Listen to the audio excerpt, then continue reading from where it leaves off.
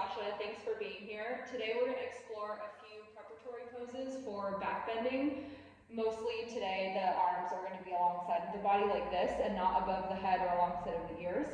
And also maybe 3 or 4 backbending postures that you can start with, whether you're new to yoga or you want to refine your practice, especially like if you're a teacher and you're teaching clients how or students how to do this.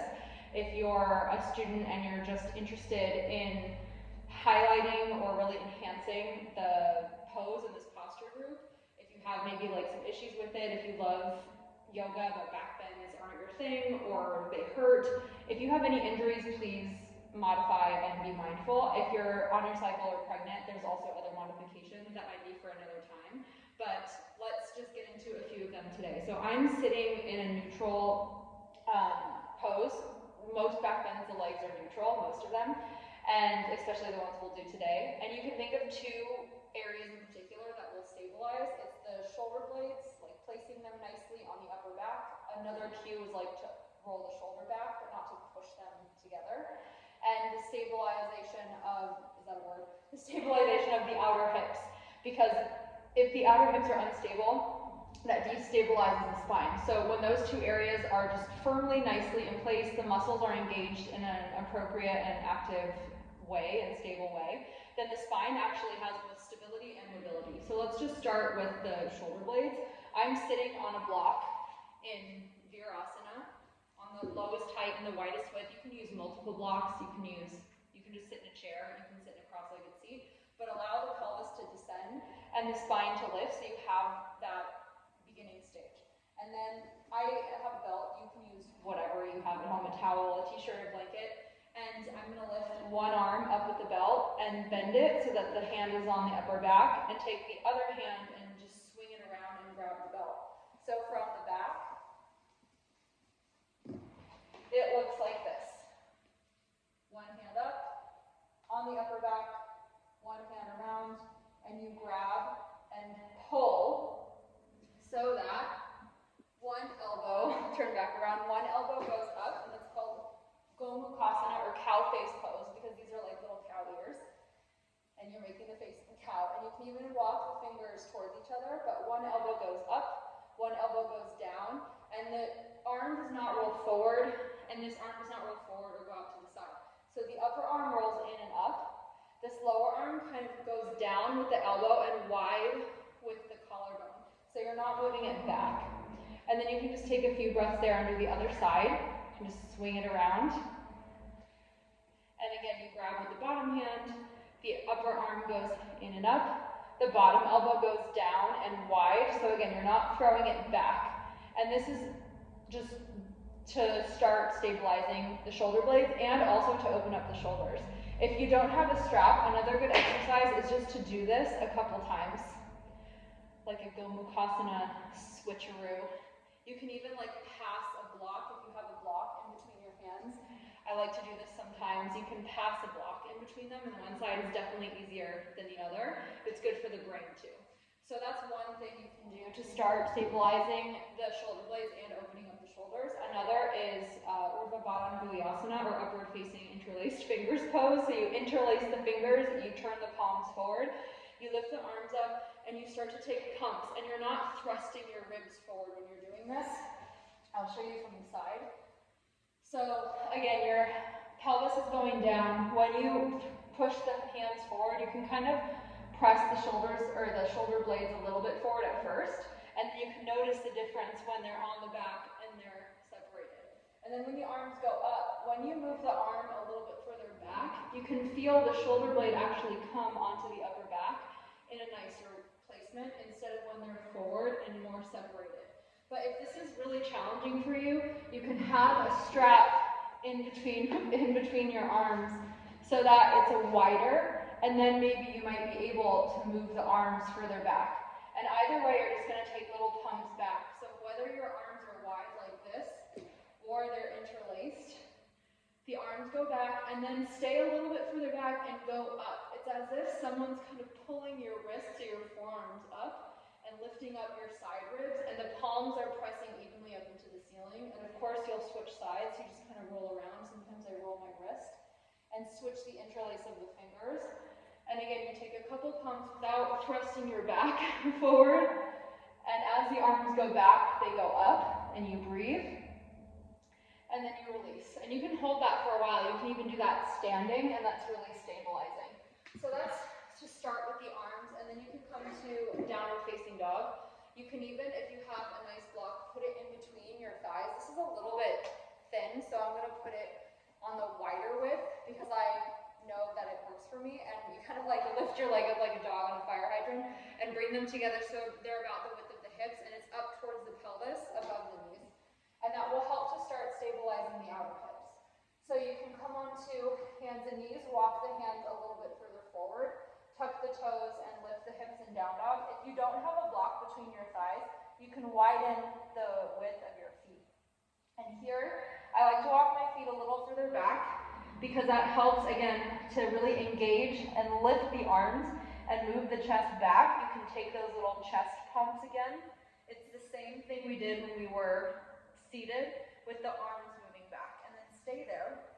You can bend the knees first to lift the butt up a little bit more without lowering the back like that. So you're lifting the butt, and then when you straighten the legs, you're firming the muscles. I like to lift my toes. You grip the muscles around the arms and the legs, so around the elbows and the knees, and you lift up. And this is a nice way both to, again, stabilize the shoulders and the pelvis with the block between the thighs especially. I'm going to do plank pose once to show you, again, also that's a nice way to stabilize the shoulder blades, to strengthen the shoulder blades, and to firm the legs. So I'm not dropping the hips or sinking the back. I'm also not lifting the hips. I'm in this weird like hybrid plank shape. I'm shoulders over wrists, hips in line with shoulders more or less, and I'm firming my legs. And that'll start to firm the outer hips. And then you can just come back to down dog. You can do that a couple times. For example, inhale plank, exhale down dog. And when you're done, you can release the block. And there's a lot of other poses you can do standing to firm the outer hips. For example, trikonasana, like triangle pose, the warrior poses, especially warrior 2. So I'll show you just really quickly. If you come up and your feet are wide, this is a great way also to stabilize the outer hips, just staying parallel and wide with the feet. You can put the hands on the hips, elbows back, and lift the waist up.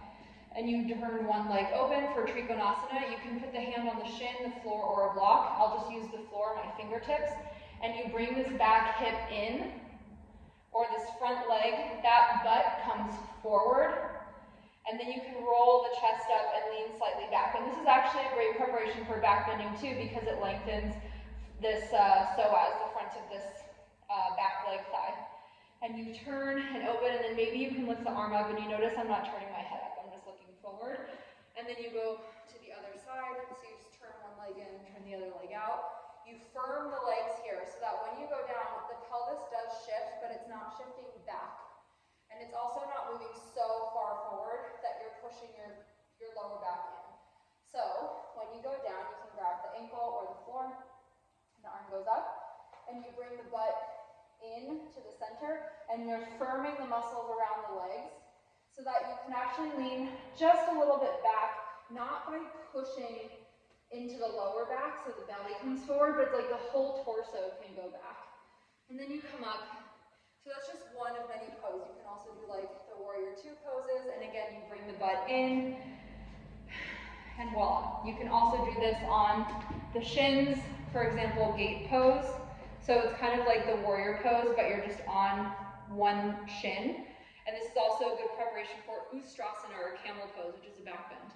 Again, as you move this inner thigh open, the outer hip comes in, and you push this thigh or this shin down, so the butt comes forward, and you're not squeezing the butt muscles together. It's just like the pelvis moves a little forward.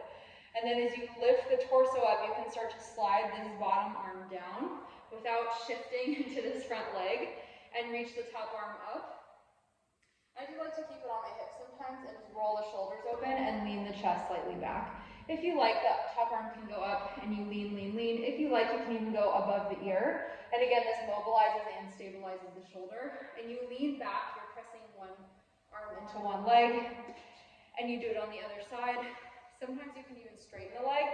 You can flex the foot like this with the leg externally rotated, or put the foot flat. But I find this is a little bit nicer to butt in, and it's, again, very much like triangle pose.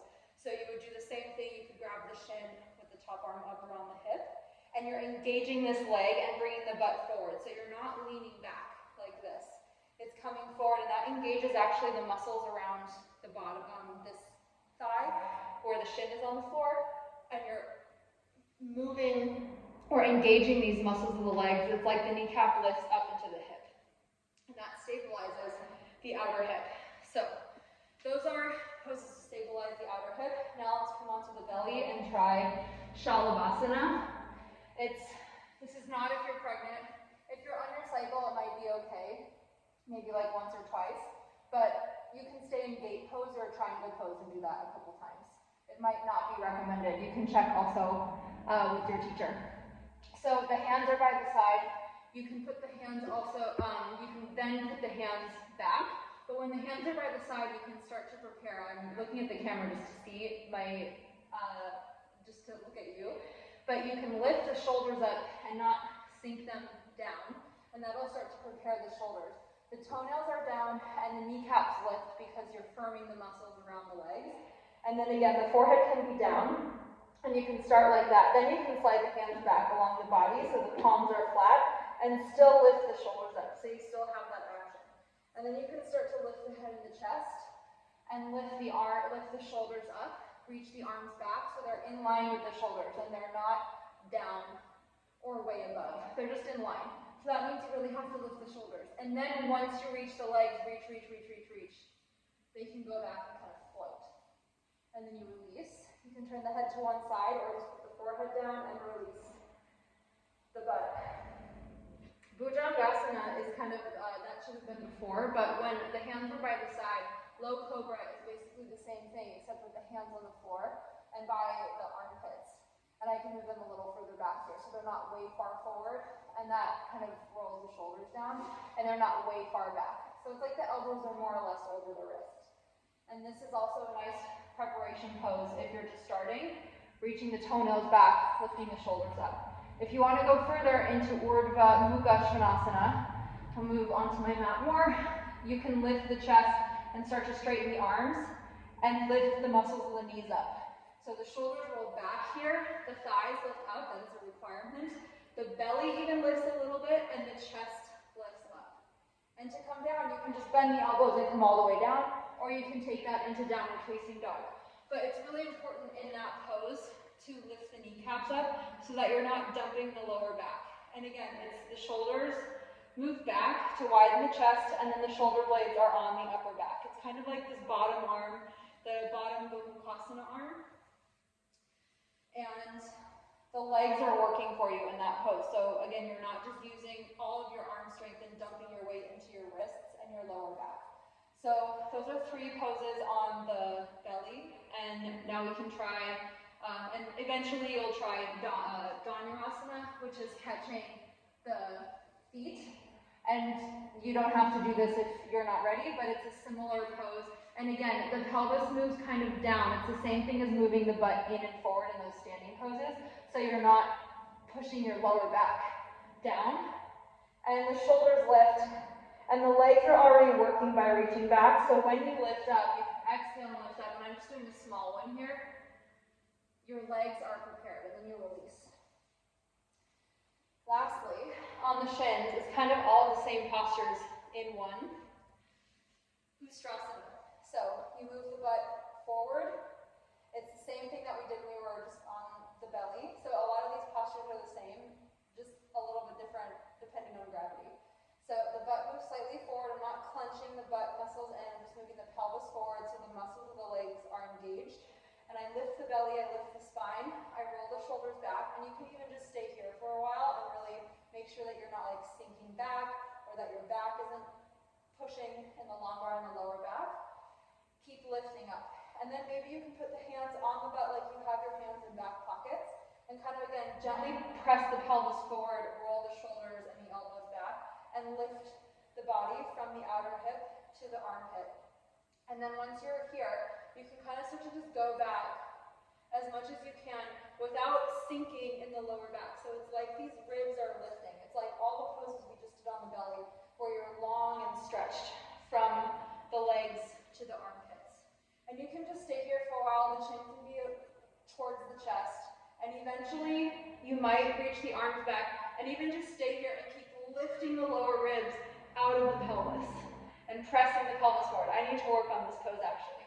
Rolling the shoulders back and lifting the chest. So the shoulder blades are nicely placed on the upper back like a shelf.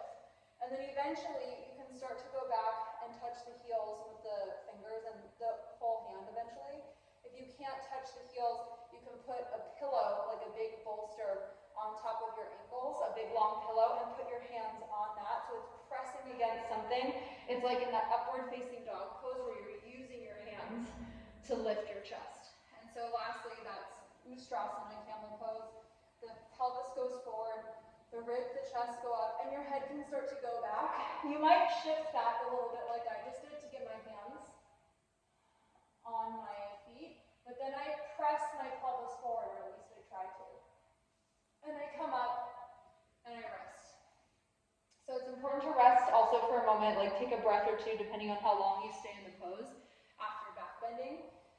To restore after backbending, twisting is really nice, as are gentle forward bends, but not right away, unless you're a really well-seasoned practitioner and you know quickly how to get in those postures in a way that doesn't compromise the back. But you can take a moment and just stay seated, then you can come onto your back if you haven't been, and just bend the knees and flatten the feet, and that's also a really nice way to just start to let the back release. And then eventually you can take maybe like modified Supta Padangusthasana, which is typically fingers to toe pose, but here I just have the hands interlaced on the back of the thigh. And you take that with both legs, and maybe it's just one leg up, but you're pressing this top thigh away from your belly to release the back.